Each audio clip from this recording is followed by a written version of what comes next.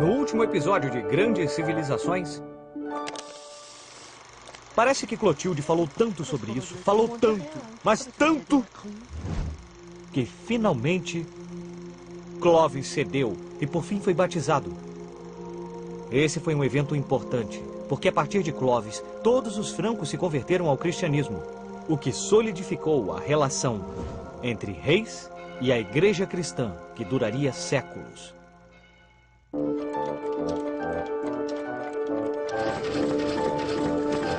Grandes Civilizações.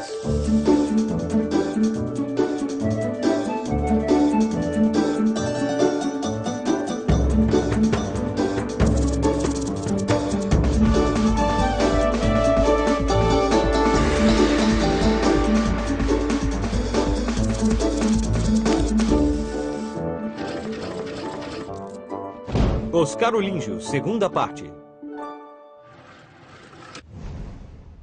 Pepino era um duque franco que tinha terras em Soissons, a uns 100 quilômetros de Paris. Chamavam-lhe o Breve, porque, bem, vamos dizer, porque ele não era muito alto. Pepino o Breve não estava muito feliz com a quantidade de terras que possuía. Apesar de sua baixa estatura, Pepino sentia-se grande o suficiente para se tornar o rei dos francos. Ele tinha um plano. Pepino notou que o Papa, em Roma, era o chefe da igreja e tinha muita influência sobre todos os cristãos no reino. Então, Pepino enviou tropas para a Itália para defendê-la dos invasores e agressores. Isso lhe permitiu criar os Estados Pontifícios. Ou seja, era como se a igreja tivesse seu próprio reino. Em agradecimento, o Papa Zacarias deu-lhe todo o seu apoio. E no ano 754, Pepino foi coroado o novo rei dos francos. Pepino o Breve tinha realizado muitos feitos. Apesar de ter sido um grande homem na história, seu filho estava destinado a ser ainda maior.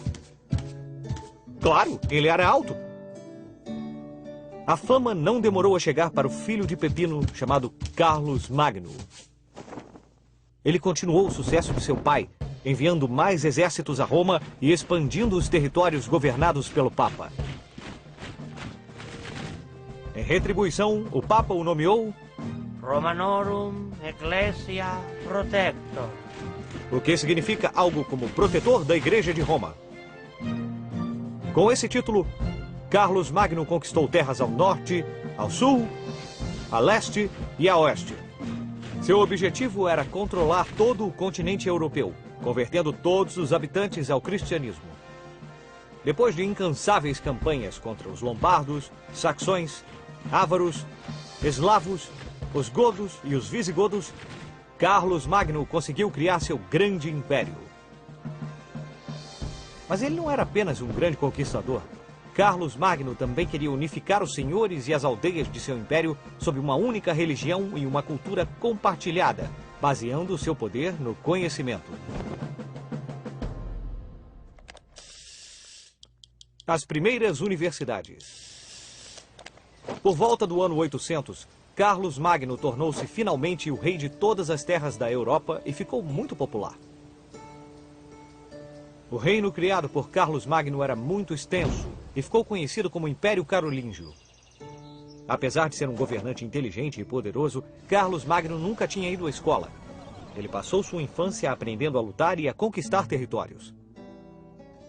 Na verdade, naquele tempo era tudo que qualquer nobre fazia. As ideias complexas ligadas à matemática, filosofia ou ciência eram consideradas uma enorme perda de tempo. Mas Carlos Magno queria saber mais sobre o mundo. Ele tinha sede de conhecimento, algo que não era muito comum naquele tempo. Ele teve a brilhante ideia de reunir sábios e poetas do mundo inteiro em sua corte, convidando-os a discutir questões como a importância de Deus para as origens do mundo e das estrelas. Ele até aprendeu latim, a língua dos antigos romanos, e ordenou que fosse ensinado em muitas igrejas e mosteiros em seu império. No entanto, escrever era muito difícil para Carlos Magno, talvez por causa de sua mão muito machucada pela espada de ferro pesada que havia segurado durante grande parte de sua vida. Por isso, esse trabalho foi deixado para os monges que documentaram todo o conhecimento universal como era ensinado nos mosteiros. Essa foi a origem das universidades, tal como as conhecemos hoje. 2 séculos depois de Carlos Magno, muitas universidades surgiram a partir desses mosteiros. Por exemplo, a Universidade de Bolonha, que foi fundada no ano 1088 e é a universidade mais antiga da Europa. Ou a Universidade de Oxford, onde o ensino começou logo depois, em 1096. Catedrais. A aliança entre Carlos Magno e o Papa era algo muito sério. O rei ordenou a construção de muitas igrejas e mosteiros em todo o seu império. No início, as igrejas românicas foram construídas com grandes tetos escuros em forma de abóbadas. A atmosfera de silêncio ajudava a acentuar a experiência religiosa. Mas essas igrejas foram construídas assim porque os arquitetos naquela época ainda não dominavam técnicas sofisticadas de construção.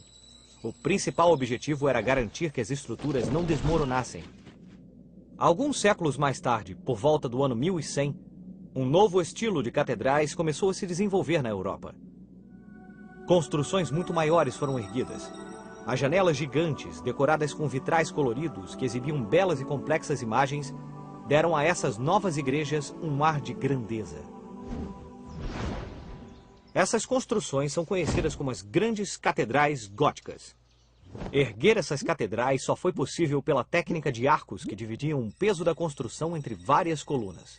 Isso permitiu que a enorme abóbada luminosa fosse sustentada por colunas muito finas, criando grandes alturas, o que dava aos visitantes uma sensação de espanto e admiração.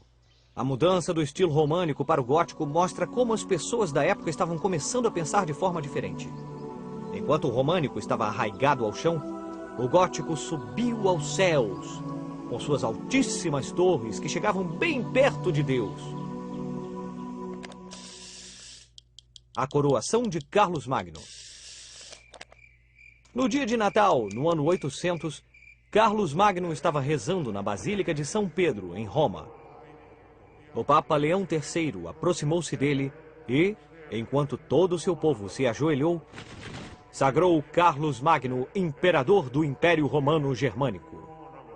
O grande reino de Carlos Magno foi transformado em um império.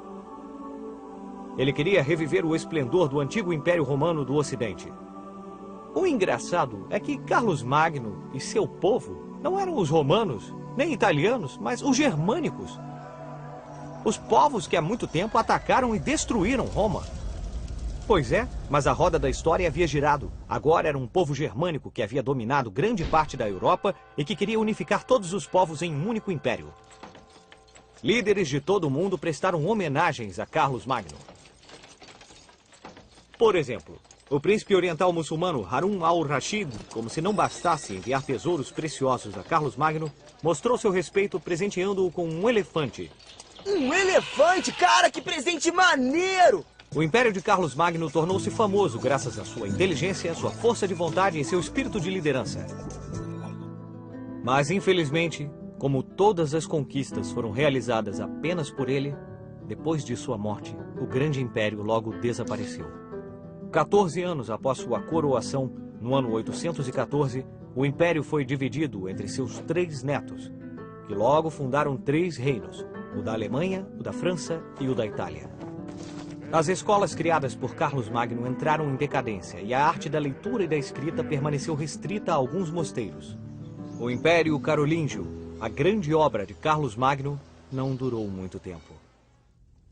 E nos séculos seguintes, a Europa mergulhou em constantes guerras e invasões que impossibilitaram qualquer esforço de unidade e de crescimento comum. O sonho de Carlos Magno, com uma Europa unida, com objetivos e aspirações comuns, continua a ser um dos desejos dos países que compõem a Europa de hoje, 1200 anos depois. Vamos usar nossa bússola do tempo para descobrir a história das universidades. Escolas e universidades, ou seja, centros de conhecimento, existiam em quase todas as grandes civilizações. Escolas da China, por exemplo, têm mais de 2.500 anos. E em 331 a.C., Alexandre o Grande criou a Grande Biblioteca de Alexandria. Mas quando estas civilizações entraram em declínio, o mesmo aconteceu com suas escolas. Quando o Império Romano do Ocidente caiu no ano 476 e depois com o governo de Carlos Magno no ano 800, o conhecimento voltou a ser privilégio de alguns monges e sacerdotes que protegeram seus preciosos livros no interior dos mosteiros. Então, no ano de 1088, a Universidade de Bolonha foi fundada. A partir desse momento, as universidades começaram a florescer em toda a Europa. A Universidade de Oxford em 1096, a Universidade de Paris, fundada em 1150 e assim por diante. Os centros de conhecimento perduraram através dos séculos. Por isso, podemos encontrar estudantes modernos estudando lá até hoje.